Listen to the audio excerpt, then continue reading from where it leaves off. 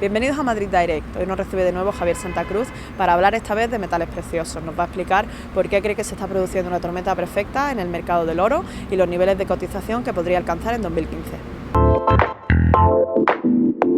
Hace poco escribías que puede venir una especie de tormenta perfecta en el mercado del oro en 2015, ¿no? ¿Nos puedes explicar qué va a ocurrir? Sí, la tormenta perfecta es una combinación que hasta ahora no la habíamos visto, que era, por un lado vemos una caída muy importante de los precios del oro, pero a su vez vemos una caída también muy importante de la demanda de oro.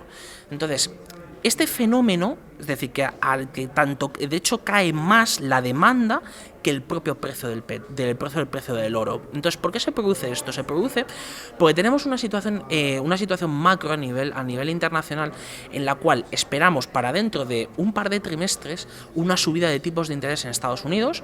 La principal economía del mundo está creciendo a un ritmo muy importante. Hemos visto ya también que una parte significativa es gracias al fracking y gracias a las técnicas de extracción de petróleo y de gas. Y aparte de eso, aparte del crecimiento de la economía americana y de su estabilización y de una pronta subida de tipos de interés, también en Reino Unido, por cierto, tenemos unas expectativas de baja inflación. Entonces, ¿por qué está tan baja la inflación?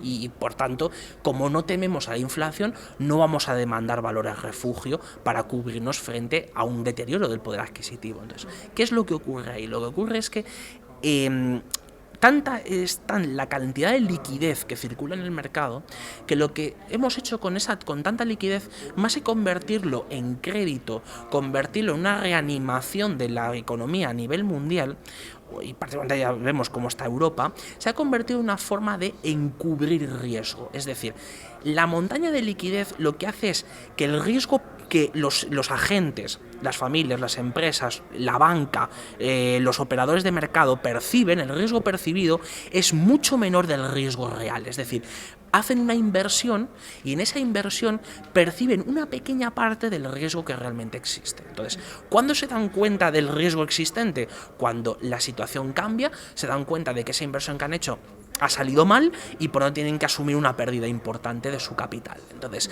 estamos en un momento en el cual las expectativas de inflación son muy bajas porque gracias a la avalancha de liquidez se ha mitigado el riesgo. Entonces, al mitigarse el riesgo, los precios no se incrementan porque los precios, por ejemplo, de los activos financieros se incrementan conforme el riesgo aumenta. Es decir, a mayor riesgo, mayor es la rentabilidad que tenemos que ofrecer por un producto y por tanto estimulas al mercado, ¿no? Entonces, como eso nos está produciendo en los mercados, digamos, de bienes y servicios, la inflación es extremadamente baja y por tanto los inversores no van a contratar coberturas frente a esa inflación. Entonces, obviamente, pues el oro no va a tirar, ¿no? Entonces, ahí nos encontramos con un país como China, en el cual la demanda también se ha corregido un poco por motivos técnicos, es decir, una demanda que sube un 56% en el año 2013, obviamente tiene que corregir parte de ese crecimiento al año siguiente. En este caso lo ha corregido ahora, lo está corrigiendo además a un ritmo del 36%, es decir, ha perdido una muy buena parte de lo que creció en el año 2013. Y luego, por otro lado, otros mercados, como es el caso del mercado europeo, en el caso del mercado americano, porque tampoco está demandando oro. Dentro de pocos días también hay en Suiza un referéndum curioso sobre el tema del oro, ¿no? ¿Qué efecto podría tener en el mercado? ¿Crees que podría ser significativo? Puede ser significativo, lo que ocurre es que ahí está jugando un poco el mercado con una expectativa de que la gente en Suiza es consciente de que es muy importante que la moneda esté respaldada. Sin embargo, se encuentran ante un dilema que es difícil de resolver. Por un lado, tú quieres una moneda que esté respaldada, pero por otro lado quieres evitar una apreciación continua de esa moneda. Entonces nos estamos encontrando con que si se aprueba el poner un porcentaje mínimo de reservas del Banco Central de oro con respecto a las reservas de divisa extranjera, nos vamos a encontrar con que el franco suizo se va a apreciar de una forma importantísima. Entonces, si se aprecia de una forma importantísima, y de hecho es lo que espera el mercado y las presiones que hay en este momento sobre el tipo de cambio entre el franco suizo y el euro, es que ese tipo de cambio fijo de 1,20 se va a romper, va a ser insostenible. Entonces, si es insostenible y el franco suizo se aprecia, Suiza pierde un potencial importante en términos de exportación. Es decir, con una moneda cara no puede exportar tanto como una moneda ciertamente reprimida, donde el Banco Nacional de Suiza lo que hace es vender francos suizos y comprar euros, para intentar que el franco suizo pues se mantenga en esa banda de fluctuación en torno al tipo de cambio fijo. Entonces, la gente es consciente de que es importante que el oro respalde su moneda, que la moneda esté respaldada por algo tangible, por algo que está reconocido como dinero desde el principio de los tiempos. Sin embargo, ven cuál es la contrapartida. La contrapartida es que puede producirse un deterioro significativo de la economía suiza.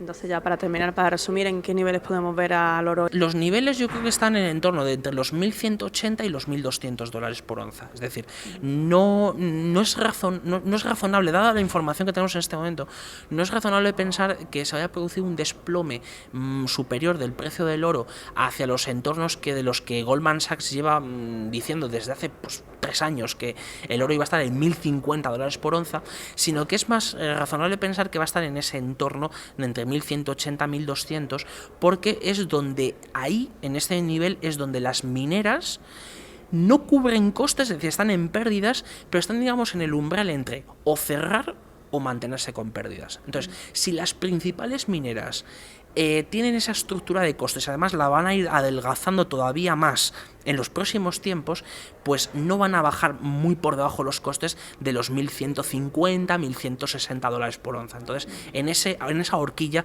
es donde podemos ver el precio del oro. Muchas gracias, Javier Santa Cruz. Gracias, Elena. Muchas gracias, Javier Santa Cruz, por compartir con nosotros su análisis sobre los metales preciosos. A ustedes les esperamos en la próxima edición de Madrid Direct aquí en Ducas Copy TV.